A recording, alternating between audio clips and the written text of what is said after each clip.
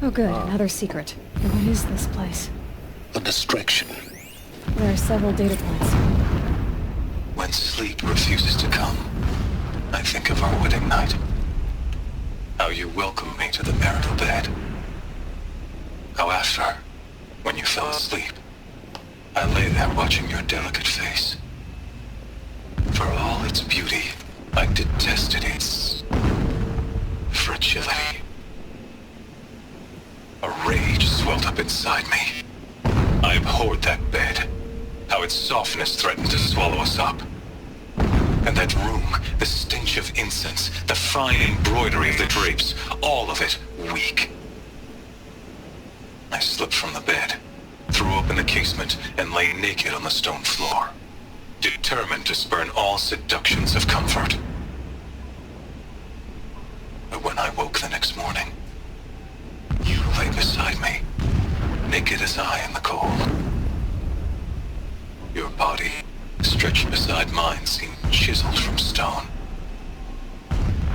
I saw you wake, instantly alert, like an animal ready to strike. You said nothing. You did not have to. Already you had shown me beyond doubt that we were meant to be. Wow, the guy. Yeah, he's so alert. He's so ready to fight.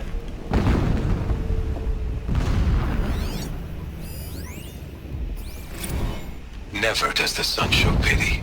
And yet, when my wife died in birthing, and in dying into the life of my child unborn, I pitied myself.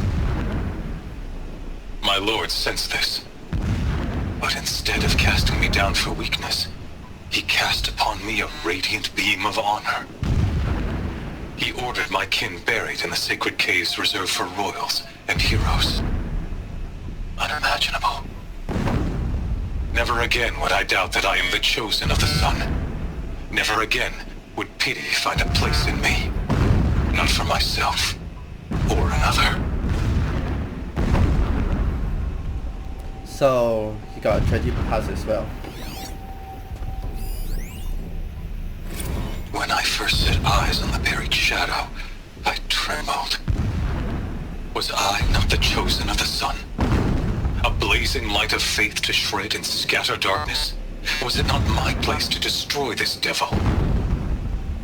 But High Priest Bahavas instructed me in the prophecy, and set right my frame of mind. The murder of the true Sun King broke the cosmic cycle short of completion.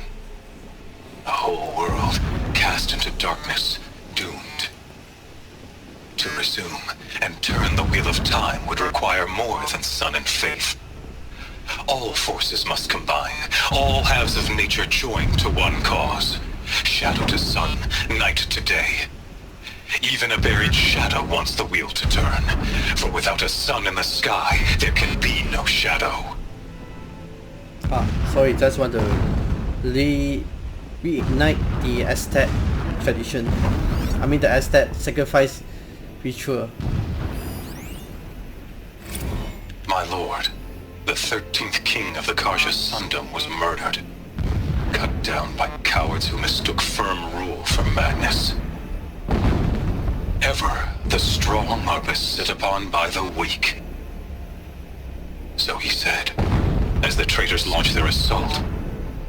As their cannons forged by Oseram filth toppled the battlements and burst the gates. I would have fought to the end.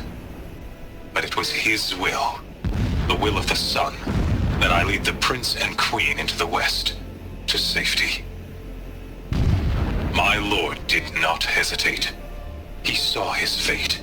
He looked into the sun, and he did not blink. With me, he sent kestrels, nobles, sun priests, and slaves. Killing all that stood in the way, I carved a path to sunfall.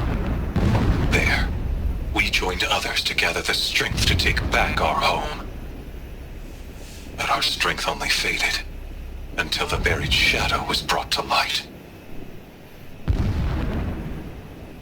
So, the Mad Sun King was too out of control, and people say, "Viva la revolution!"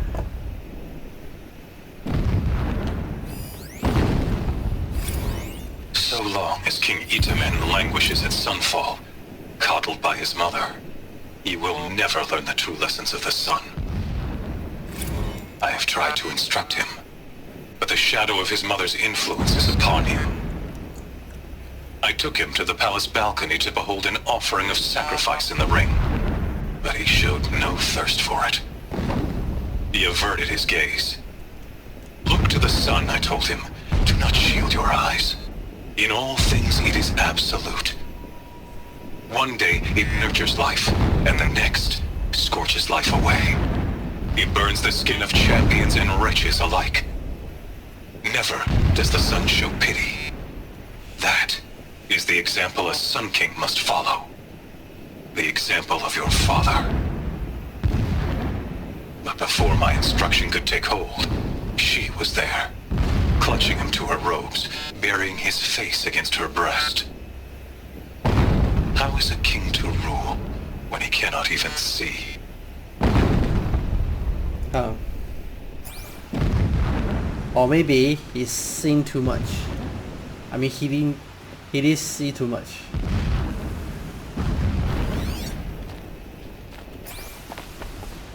This armor. There's only one man big enough to wear this. Helis. Was he that big though? This is his shelter.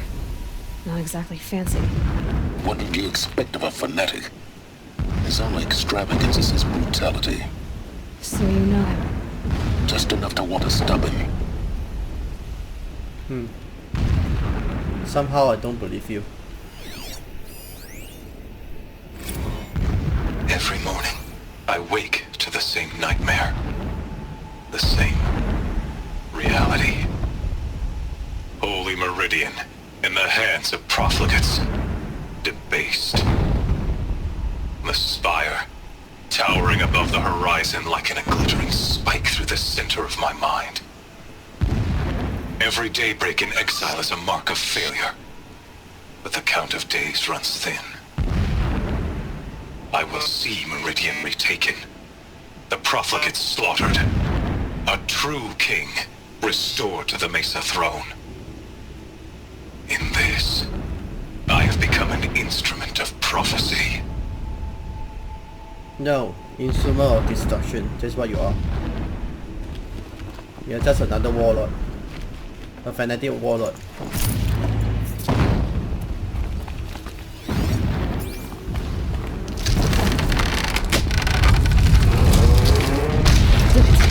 Damn, you're strong.